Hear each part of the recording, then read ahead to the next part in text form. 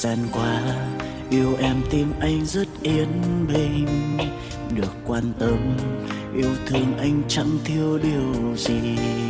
Và con tim em cứ ngỡ chẳng chỉ cách chia tình ta, nhưng trái tim đến em chẳng thể hiểu.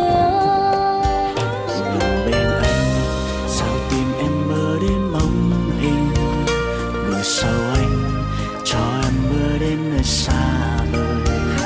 Em đã thật sự có lỗi, nhưng biết rằng em không thể xin lỗi anh, trái tim em chẳng nhận. Vì cảm giác yêu giờ đã tan, trong lòng em hết yêu anh rồi. Người yêu hỡi, đôi ta đành phải chia tay.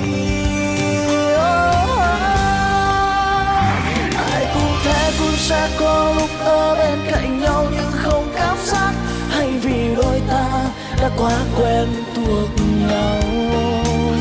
Kỷ niệm ngày nào trốn sống, giờ mình đành phải rời xa nhau khi trái tim cả hai lối nhiều.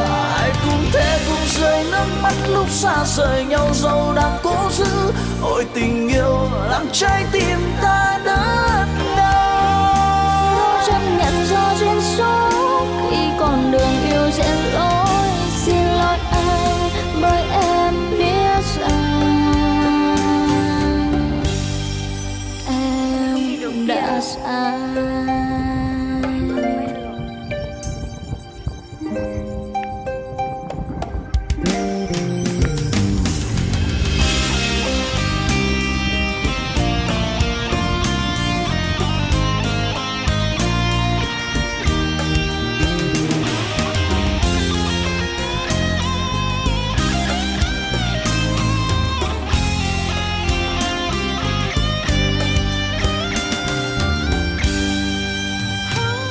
Bên anh sao tim em mơ đến bóng hình, người sau anh cho em mơ đến nơi xa